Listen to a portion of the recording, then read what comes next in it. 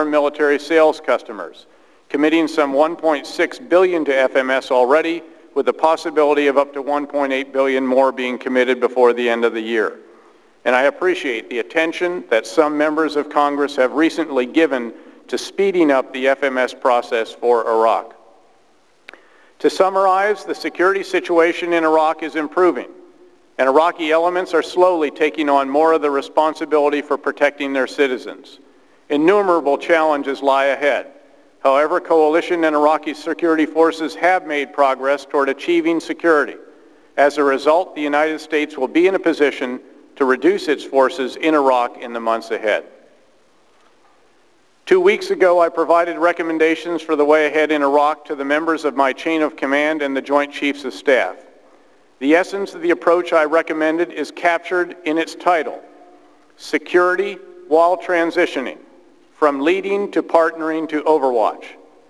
This approach seeks to build on the security improvements our troopers and our Iraqi counterparts have fought so hard to achieve in recent months.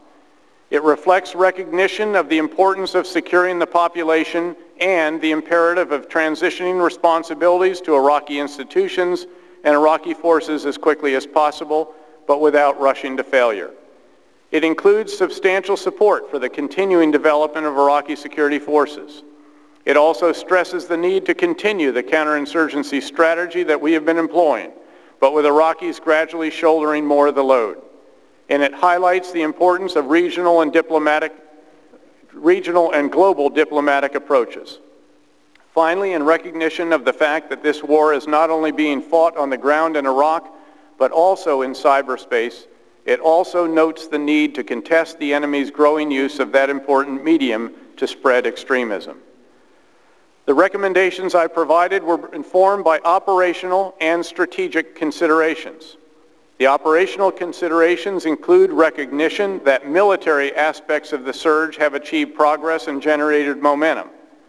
Iraqi security forces have continued to grow and have slowly been shouldering more of the security burdens in Iraq.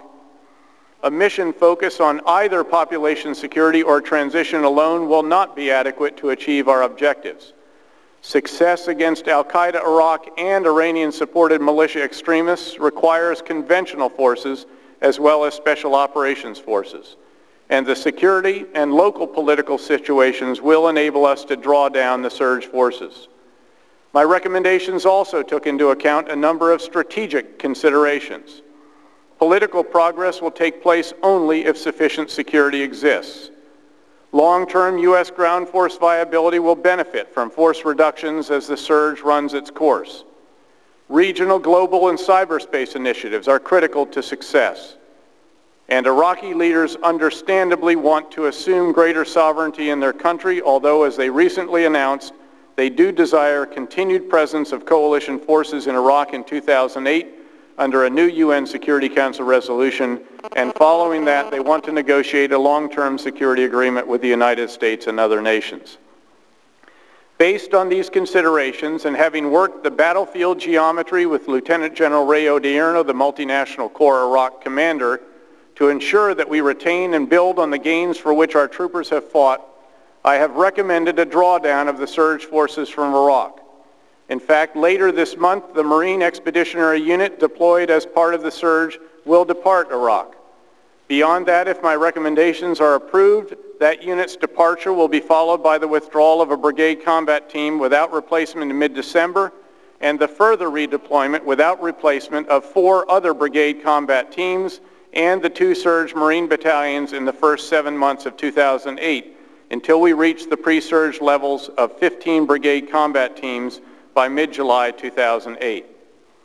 I would also like to discuss the period beyond next summer. Force reductions will continue beyond the pre-surge levels of brigade combat teams that we will reach by mid-July 2008.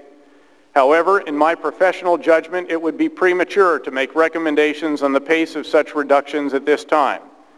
In fact, our experience in Iraq has repeatedly shown that projecting too far into the future is not just difficult, it can be misleading and even hazardous. The events of the past 6 months underscore that point. When I testified in January, for example, no one would have dared to forecast that Anbar province would have been transformed the way it has in the past 6 months.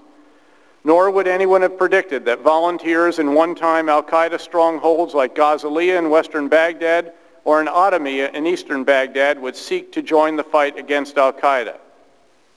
Nor would we have anticipated that a Shia-led government would accept significant numbers of Sunni Arab volunteers into the ranks of the local police force in Abu Ghraib. Beyond that, on a less encouraging note, none of us earlier this year appreciated the extent of Iranian involvement in Iraq, something about which we and Iraq's leaders all now have greater concern.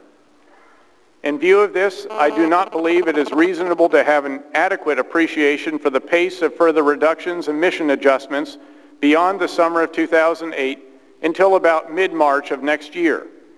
We will, no later than that time, consider factors similar to those on which I base the current recommendations, having by then, of course, a better feel for the security situation, the improvements in the capabilities of our Iraqi counterparts, and the enemy situation.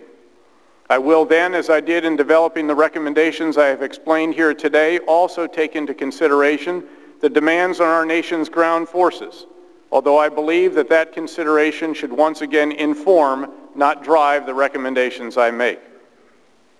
This chart captures the recommendations I have described, showing the recommended reduction of brigade combat teams as the surge runs its course, and illustrating the concept of our units adjusting their missions and transitioning responsibilities to Iraqis as the situation and Iraqi capabilities permit.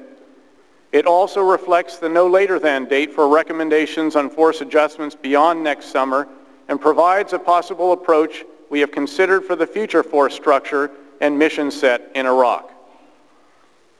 One may argue that the best way to speed the process in Iraq is to change the MNFI mission from one that emphasizes population security, counterterrorism, and transition to one that is strictly focused on transition and counterterrorism.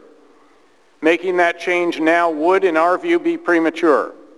We have learned before that there is a real danger in handing over tasks to the Iraqi security forces before their capacity and local conditions warrant.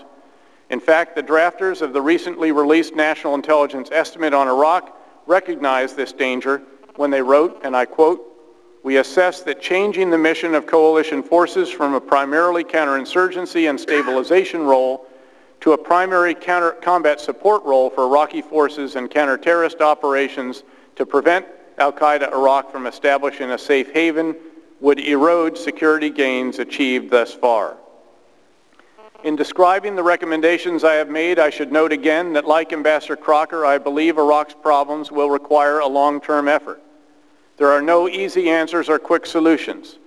And although we both believe this effort can succeed, it will take time. Our assessments underscore, in fact, the importance of recognizing that a premature drawdown of our forces would likely have devastating consequences. That assessment is supported by the findings of a 16 August Defense Intelligence Agency report on the implications of a rapid withdrawal of U.S. forces from Iraq. Summarizing it in an unclassified fashion, it concludes that a rapid withdrawal would result in the further release of the strong centrifugal forces in Iraq and produce a number of dangerous results, including a high risk of disintegration of the Iraqi security forces, rapid deterioration of local security initiatives, al-Qaeda Iraq regaining lost ground and freedom of maneuver, a marked increase in violence and further ethno-sectarian displacement and refugee flows, alliances of convenience by Iraqi groups with internal and external forces to gain advantages over their rivals, and exacerbation of already challenging regional dynamics, especially with respect to Iraq.